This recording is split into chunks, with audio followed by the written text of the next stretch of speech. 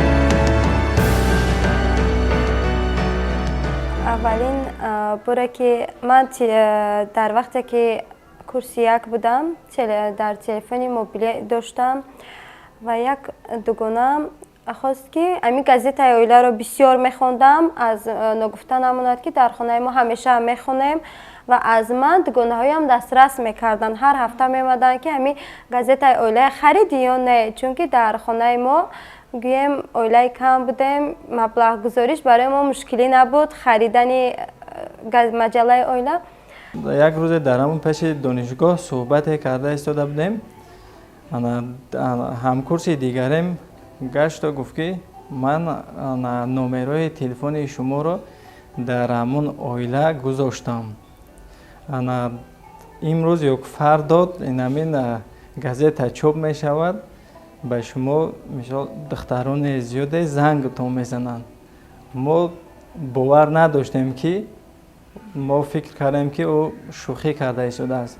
گفت ما شوخی نکرده ایستادم، از راستی گفته ایستادم. وقتی که اومد گازت اویله رو دید گفت که او نمر بوده از محفل شناسایی بود.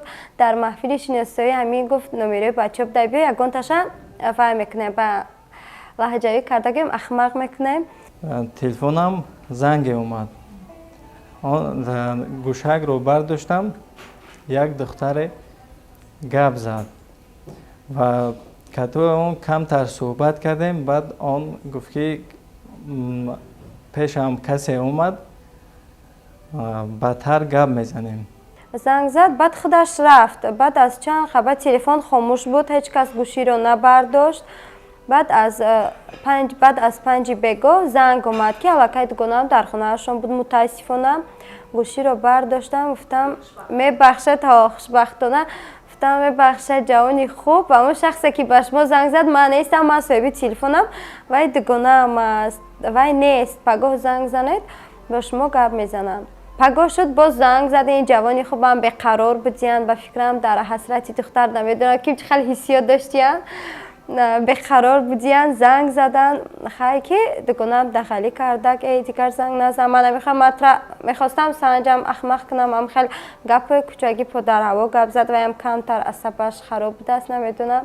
من باز گشته زنگ زدم خودم که با گوشک رو برداشتن، گفتن که دوگانه هم نیستن و بدتر گپ زنه.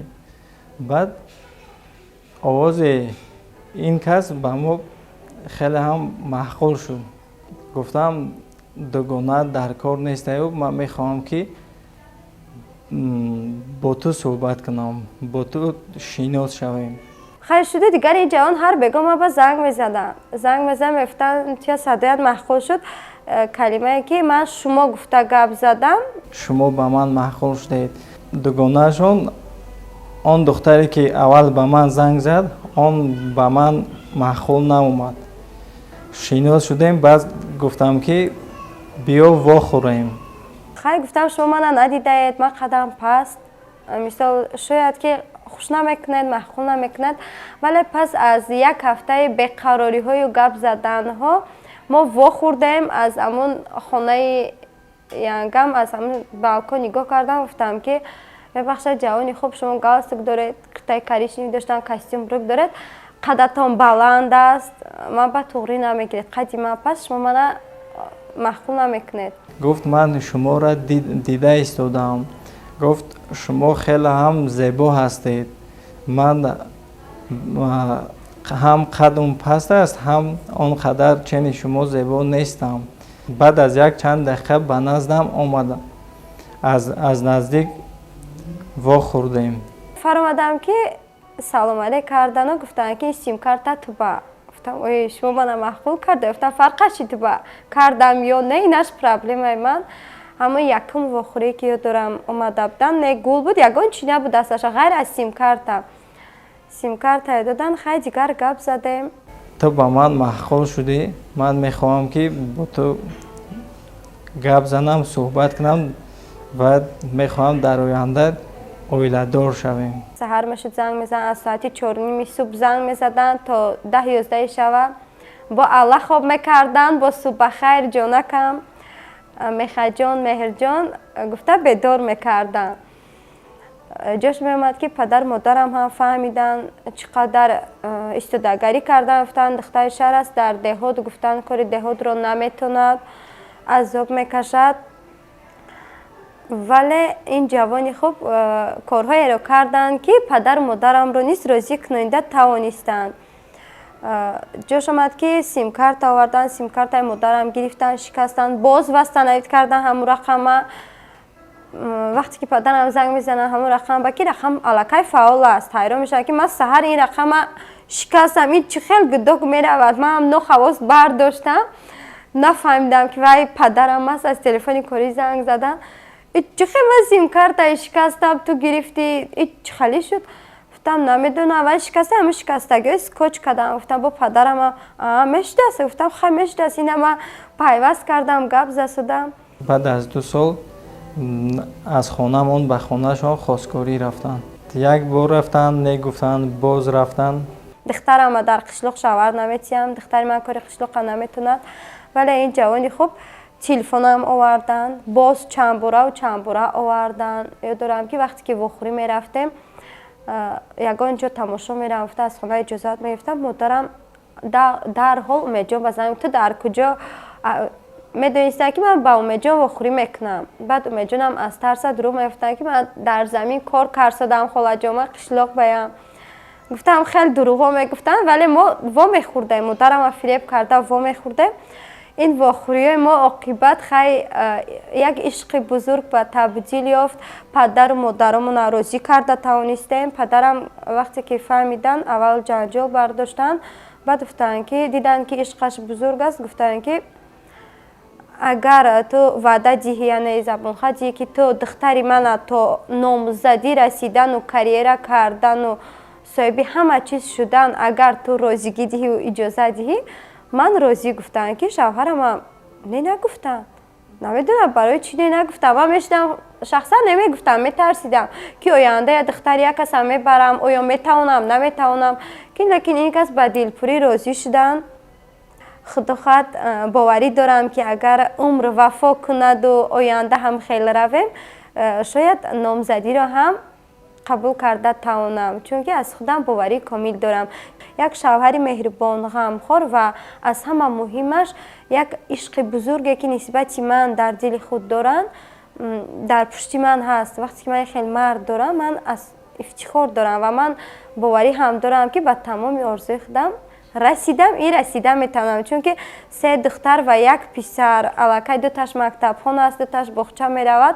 این نه هر عائله به نصیب میکنه چون که هم تربیت فرزندان هم کار و فعالیت ایجادی هم در شبکه ها برآمد کردن هم در دانشجویان درس گفتن دیگرها به من میسر شده است. چون که شوهر من همین چیزها را به من تکیهگاه هستند. همین چیزها را به من اجازه دادند و عموما پشتیبانی من هستند. در حالتی که جنجال شدیم قهری شدیم بعضی حالتی میشد من اول حرکت میکنم که آشتی شویم. در بعضی وقت میشد او هم حرکت میکند که آشتی شویم. بعد من باوری حاصل کردم که در حقیقت شوهر من عاشق شده بودن دوست داشتن. من که دوست داشتم اول دوست داشتم و نه که دوست داری و با باور نداشتم. من خودم دوست داشتم دوست داری من تا حال پنهان میکنم چون که نه هر مرد باید دوست داری زنش داند. این به زنها توصیه است. وقتی که مردان دوست داری زنان را میدونن سوء استفاده میکنن. باید زنان در جای درکاری مهربانی کند، در جای درکاری جای خودش زن بودن خودش فراموش نسازد. اصلا وقتی که زن بودن خودش فراموش میسازد و به قدر میشود. تنها همین یک باری که پرسیدن همین بچه میگی یا که نه بچه که در شهر است بودن خواستگارایی که خانه علاهیده داشتن ماشین صاحب وظیفه شناسای پدر و مادرم خیلی بودن بسیار بودن ولی گفتم نه با لازم نیست من میرم کار قشلاق یاد میگیرم چون که من دوست دارد بس اینا ماشین دارن اینا عروس بازی میکنن پیش دخترا میرن انا بعد من به بخت میشم این فکرایی میکردم بخشت منم رحمت بخشت باری شوهرم رحمت که با من دستیاری درست کردن چون که در خانهشون کلینی کالونی بودم اولین کلین بودم خشتمان من دختر ندارم مرا همچون فرزند به فکرم قبول کردگی هستن چون که معامله که بعد از من کلین کردم وایپ میکنم میبینم رنگ کلین باری ما باید خیلی معامله نیست نبودم علو کردم بود در پیچ علو کردن در ددان علو کردن بود نان پختم بود ولی اون مختم یاد گرفتم خشتمانم جنگ میکردن مهربانی میکردن جوش اومد که خیلی یاد گرفتم عذاب کشیدم ولی در پشتم که بودن همون مادرشون که بود خودشون که بودن شوهرم یاد گرفتم میکنم رشت اکون با اون قدر اینه برای که خیلی هر دومون کار میکنیم هر دومون آموزگار هستیم آیلم بسیارتر رشک میکنم بله بسیار خدا نکند یکم موی سری خودم باشه میگم وای موی سری کدام دختر است میگم برای چی در او جوازه خیلی جا نرفتم در خانه موی سری خودم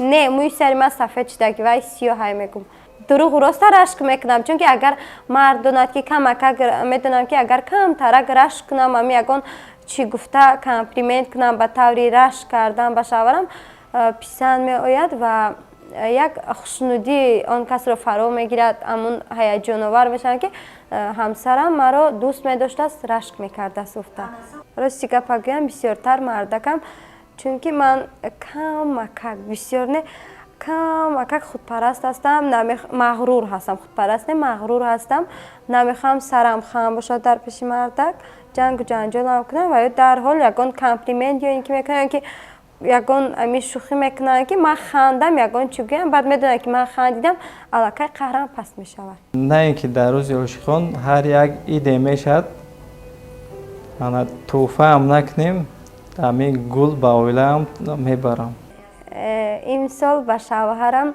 یک تا چالای نقرگین گرفتم سورپریز است یک تا تلفنی آیفون گرفتم از مهنت خودم کردیت 13 14 به حالی نرسیدم پرومکس 13 پرومکس گرفتم سورپریز است تنها روزی 14 که وقتی که یکان جا میرویم بعد تحفه میکنم همه خصلتاش ندوست میدارم ولی یک خصلتاش ندوست میدارم که تمام جشن و مراسم ها که هست که گل تحفه میبرن شوهر من یک خاراکتر دارن که هر ماه وقتی که معاش میگیرن من با یا اینکه یک دانه تا زور و تواناییشون یا اینکه یک دانه باشد یا اینکه یک بوکت باشد گل میبرن و با فرزندان و یگانجا سیر و سیاحت میبرن اما خصلتشون برای من محقول است که با عائله بودن خودشون صمیمی بودن خودشون با زن و فرزند نشون میدن هم قدوست میدارن چون که دامادی اولینشون است بعد پدرم باید بسیارتر مانند است در جای کاری پدرم در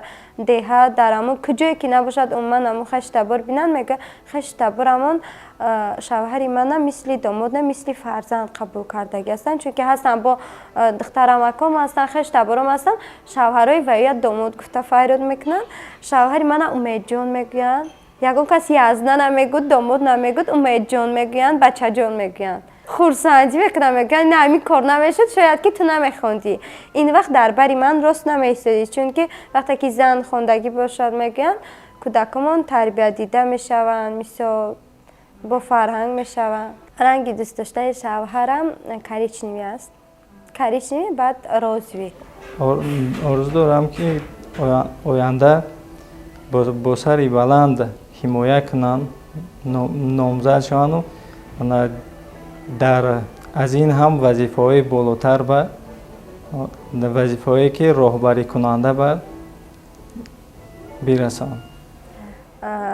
танҳо таманниёти ман ба шавҳарам ҳамин аст ки ҳамеша болои сари ману фарзандонашон абадӣ бошанд, то он вақте ки ман ҳастам бошанд. намехоҳам ки шавҳарам пеш аз ман вафот кунад, мехоҳам ки ман бояд аввал дар байна бошам. чӣ хел гӯям, хеле дӯстдории зиёд. намехоҳам ки набуданашона тасаввур кардагӣ нестам ки вақте ки шавҳарам набошанд ман чӣ кор мекунам гуфтагӣ нестам. фақат дар дилам ҳамин чиз ҷо шудагӣ аст ки ман бо шавҳарам як ҷо ҳастам. танҳо ҳамин чиз дар дилам ҷо шудагӣ аст. то ҳозир мегӯям гуфтам ва мегӯям касе ки чизеам ки гӯяд, мисол мегӯям ки куҷоида ки шавҳарам бошад ман ҳамонҷа ба ҳастам, шавҳарам набошад нестам. азизам, ман аз як ширкати арумакоко ба муносибати рӯзи иди ошихон атрётое ки ба ту маъқул буд ҳамонро ба ту тӯҳфа кардан. ташаккур азизам. ин тӯҳфаи шумо низ беҷавоб нест. ман низ дар баробари ин ба шумо аз яке ширкатҳои мобилии машҳуре ки айни ҳол фаъолияти босуръат дорад, яъне О-мобайл, ба шумо рақамҳои тиллоӣ харидорӣ намудам ки ин ба муносибати рӯзи ошихон барои шумо аз ҷониби ман тӯҳфа аст. ҷонакам, раҳмат азизам.